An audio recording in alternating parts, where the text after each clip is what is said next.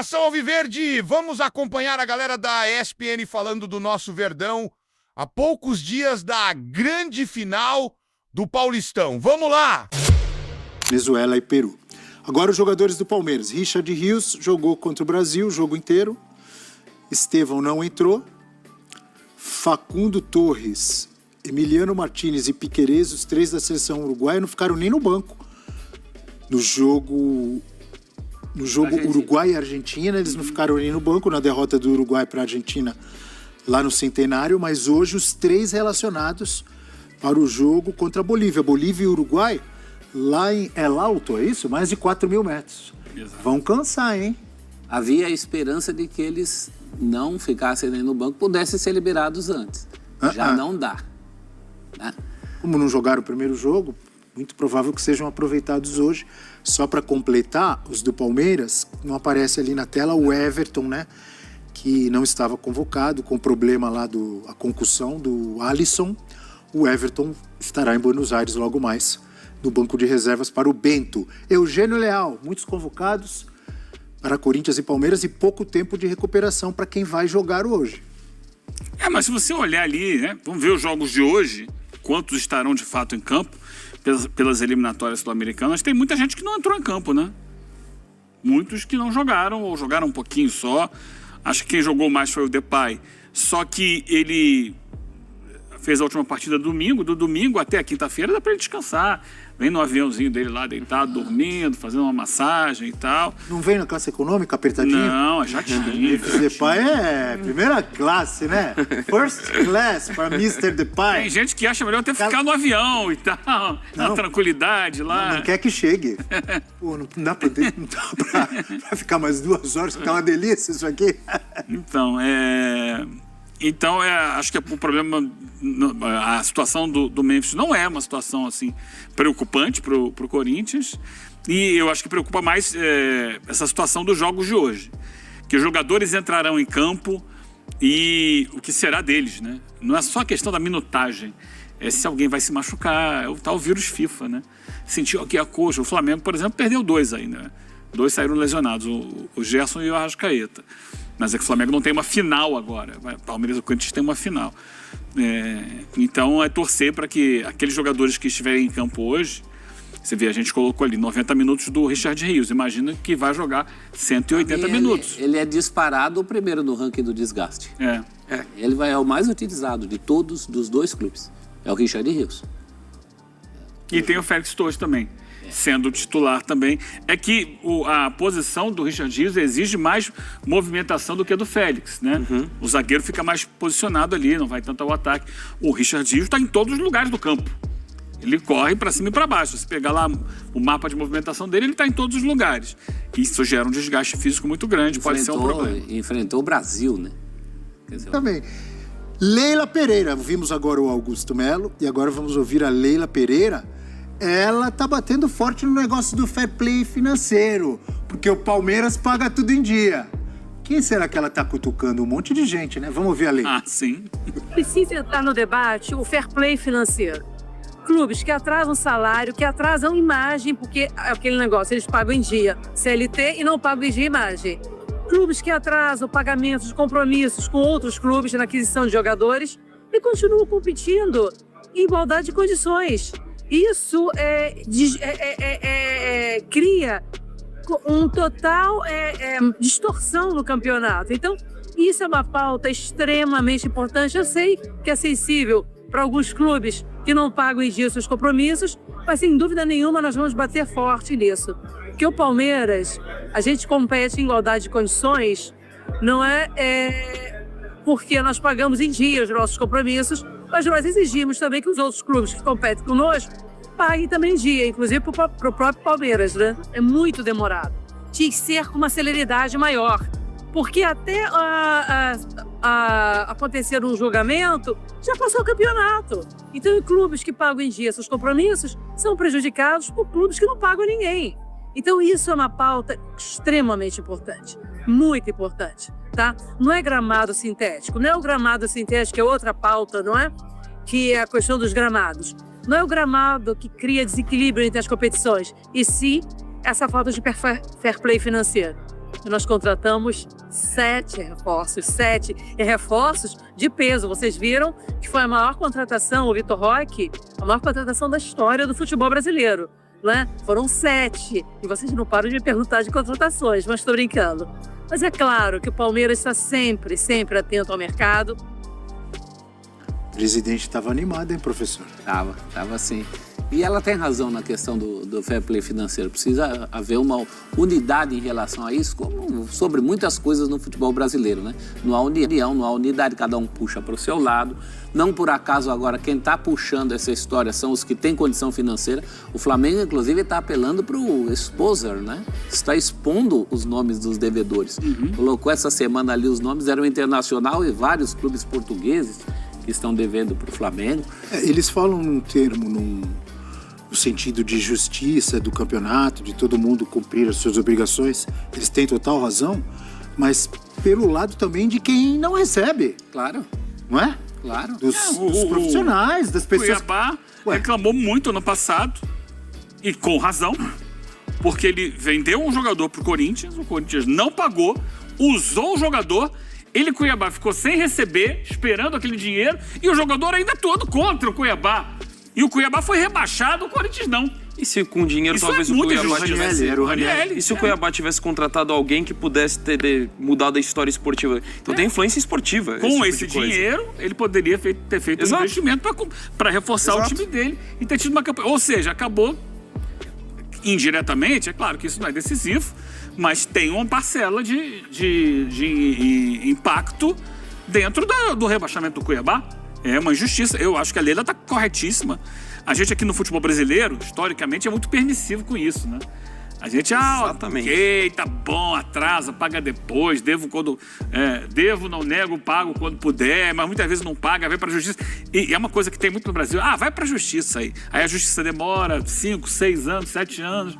Aí daqui a pouco, quando sai a decisão, já é outro presidente. Aí, assim, Verdade. o presidente novo que entra, começa a pipocar um monte de ação na justiça que o cara não esperava, porque é coisa que vem do passado.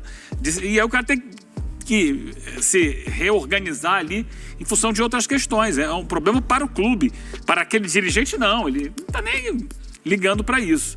Então é algo que precisa, assim, se o Brasil pretende caminhar no sentido de um futebol mais organizado, de um futebol que tenha mais receitas, que tenha uma liga, eu acho que é um trabalho que parece que aos poucos vai caminhando no sentido de acontecer, né, de juntar esses dois grupos que estão aí separados para vender direito de transmissão. O direito de transmissão é uma parte do trabalho.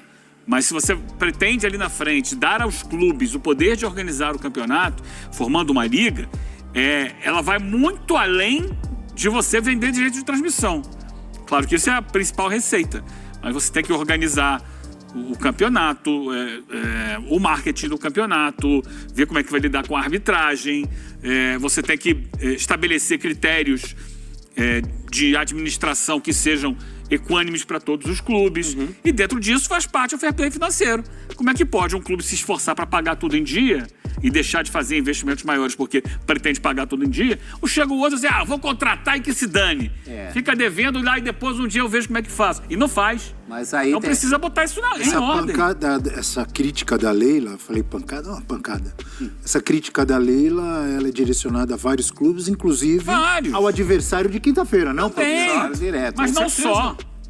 Não só. O Internacional comprou o Thiago Maia do Flamengo, não pagou, queria revender ao Santos e ganhar em cima, lucrar em cima. E é coisa que acontece, porque já diria Stanislau Ponte Preta, o Sérgio Porto, grande cronista, de maneira irônica, ele diria, ou instaure-se a moralidade, ou lucupletemo-nos todos. O que está acontecendo é que todo mundo se beneficia disso, isso é uma ciranda. O que acontece de transação, contando, não, estamos devendo não sei o quê da passagem do cara, então a gente perdoa aquela dívida para viabilizar o negócio, tem que parar com isso aí. O próprio Cuiabá chiou, mas se não fosse o Corinthians, não tinha Cuiabá. Cuiabá é um time quase inteiro do Corinthians e eu não Como sei. assim? Se não fosse Corinthians, não tinha Cuiabá? Walter, Mas ele deu de Cleison. graça pro Cuiabá esse Não jogador? sei, não sei como foram Então, feitos esses o Cuiabá negócios. pagou? Esses O Cuiabá negócios- pagou, o Corinthians não fez nenhum favor. Você tem certeza disso? Não, tô perguntando. Eu não vi o Corinthians em Mas momento você nenhum tá, dizer não, que o mas você Cuiabá tá tá dizendo devendo que se a não ele. fosse o Corinthians... Não, não é fez esse questão de Cuiabá? devendo, é questão de dever favor. É uma questão política aí. Facilita a saída de um, vai a saída do outro aqui. Tem que parar essa ciranda. A ciranda tem que parar de todos os lados. Ou é dinheiro na mão, ou não tem negócio. Dinheiro na mão é vendaval. Não, Não você é- pode fazer um negócio parcelando, desde que você pague as parcelas que você prometeu pagar. Não, então, dinheiro na mão no sentido de cumprir o prometido. O problema é que se tornou natural que é algo absurdo, mas isso se tornou natural no futebol brasileiro. Então todo mundo age assim.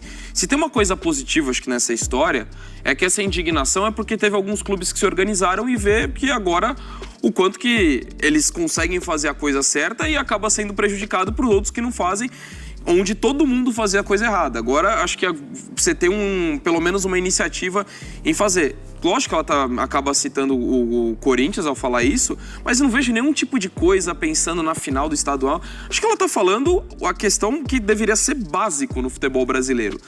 E tem influência esportiva, e acho que a partir do momento que você faz tudo direito e vê que os outros não estão organizados, acho que você tem todo o direito de estar incomodado, expor isso e liderar um movimento para se organizar, porque tem total influência esportiva no final das contas. E assim... Mas não tem nenhuma legislação de Não. CBF, de Confederação Sul-Americana em relação a clubes que não pagam. Tem da FIFA. Exato. Mas aí Mas precisa FIFA o tem. jogador ou outro clube lá na FIFA registrar até que venha o Mas FIFA deveria Plan. ter da CBF Tanto também, que- não deveria? Tem. Clube que não paga Deveria. salário, clube que Tem. não paga direito de imagem, transfer clube ban que não interno. paga o outro. Deveria Tanto- ter um transfer ban nacional. Tanto que o que Concorda influencia, comigo? Abel, as punições, quando a gente fala de fair play financeiro, normalmente são da UEFA, quando a gente fala da Europa, ou dos próprias federações locais. Então, quando o Nottingham Forest perde ponto, quando o Everton perde ponto, foi porque no futebol inglês teve a punição. Não tem nada a ver, não é a FIFA que determinou, ela vai corroborar ou não. A UEFA é a mesma coisa quando tira times da competição. Então, isso é uma coisa que tem que ser feita a partir de CBF e Conmebol. Não interessa a ninguém. A gente está ouvindo só as exceções. As exceções são Flamengo e Palmeiras. Os outros não estão interessados em mexer nisso. Isso é claro. Estão Você vê errados. outros Estão errados. falando, todos errados, O mas Flamengo não passou estão 6 anos interessados. aí com o cinto apertado para botar as contas em dia. Passou 6 anos. Quase foi rebaixado, teve tropeços, não conquistou grandes títulos, mas botou a casa em ordem. É isso. Não. Você não vai suportar passar 6 anos botando a casa em ordem? Um dia a bolha estoura. Um dia a bolha vai estourar. E aí vai ser uma bolha gigantesca que vai dar muito problema. E só um pequeno adendo. Eu concordo com tudo que a Leila falou do fair play, mas a história do gramado sintético não tem nada a ver. Não, duas Acho que coisas são coisas paralelas, bem né? diferentes. Tem nada a ver uma coisa Só com essa outra. observação. Mas Concordo. no que ela diz em respeito do fair play, tô totalmente de É acordo. que ela quis dizer, a discussão é fair play, não é gramado. Não, gramado tem que ser discutido também. Também. Ela falou que o que desequilibra não é gramado, é fair play. As duas coisas desequilibram. Então acho que só separar isso que é importante. E na última fala dela, ela exalta as contratações que o Palmeiras fez nessa temporada, até mostrando ali com o dedo, 7 contratações. O Palmeiras precisa de mais reforços ou não? A Palmeiras precisa se reestruturar como time, né? Olha a tela aí, Como é que- professor. Como é que... Eu acho que o que assusta o palmeirense é que teve todo esse investimento e até agora... Até porque o Paulinho, por exemplo, ainda não entrou em campo. O Vitor Roque mal entrou em campo. Mas olha só, 70 milhões de euros em 2025. No ano passado foram 16, em 2023, 9, 2022, 5. Isso ela Abriu o cofre dessa vez, hein? é muito mais do que vinha gastando. Agora precisa ver na prática como é que vai funcionar isso.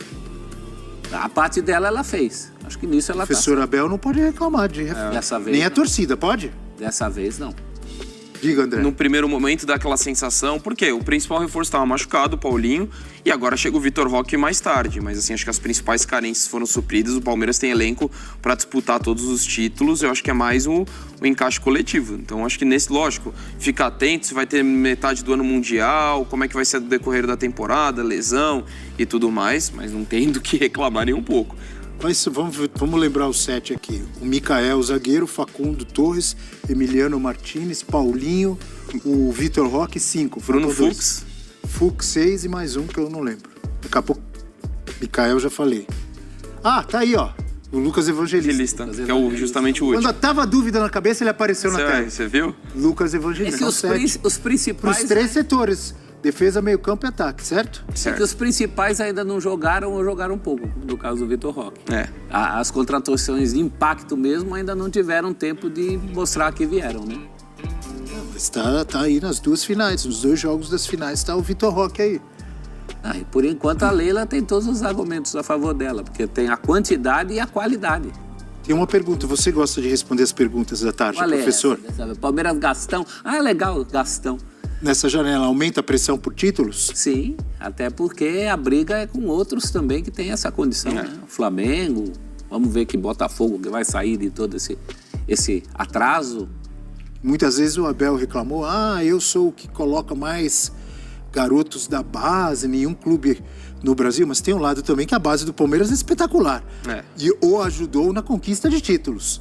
Desde o primeiro lá da Libertadores até o brasileiro do ano retrasado com o Hendrick e companhia, né? Fruto de um belíssimo trabalho, né? A base do Palmeiras vem trabalhando bem desde os tempos em que ela nem era prioridade no Palmeiras. E a gente também tem que lembrar de jogadores que chegaram e ainda não renderam o que se esperava.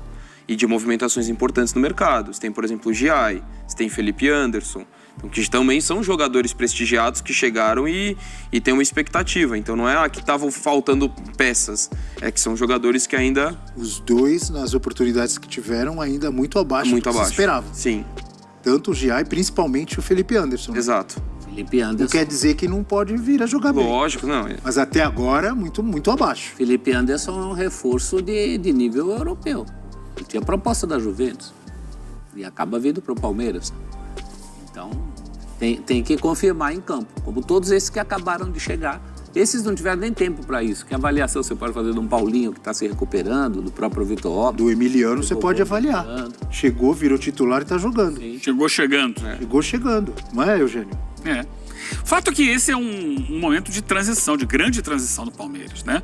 O time que foi campeão de Libertadores, campeão brasileiro, esse time praticamente do meio para frente é outro. Se a gente pegar lá que tinha Rony, Gustavo Scarpa, Dudu, Zé Rafael. Só ficaram Menino, Rafael Veiga e teve Danilo em algum momento. O Estevão o Estevão não chega a participar exatamente daquele time, né? É do ano passado para cá. Sim. O Estevão é do ano passado para cá. O Veiga permanece. Aí você tem o Everton lá atrás, Marcos Rocha, Gustavo Gomes. O Hendrick, Mike. O Hendrick importante. O Hendrick foi mais curto, num período curto importante, mas também já numa transição. Agora é um Palmeiras diferente, é um outro time. E até encontrar a sinergia que aquele outro teve e o espírito coletivo e o funcionamento que era praticamente automático daquele time, isso demanda um tempo. São 7 contratações esse ano, fora as que chegaram ano passado, como, por exemplo, o citado Felipe Anderson e outros.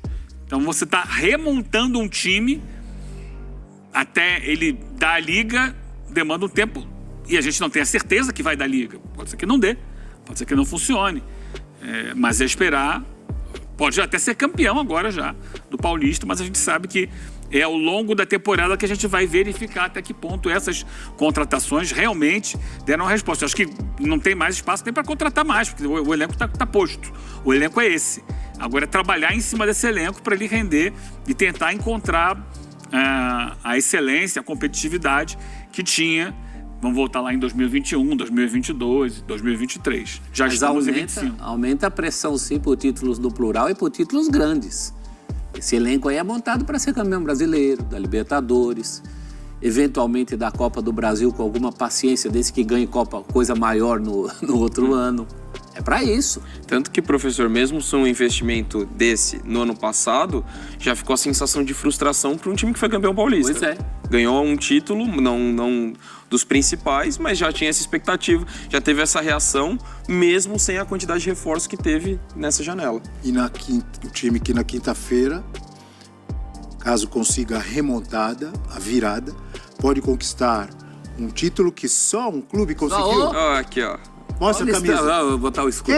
Quem Só o conquistou paulistano. tetracampeonato consecutivo paulista? O único Quem? tetra, de 1916 a 19.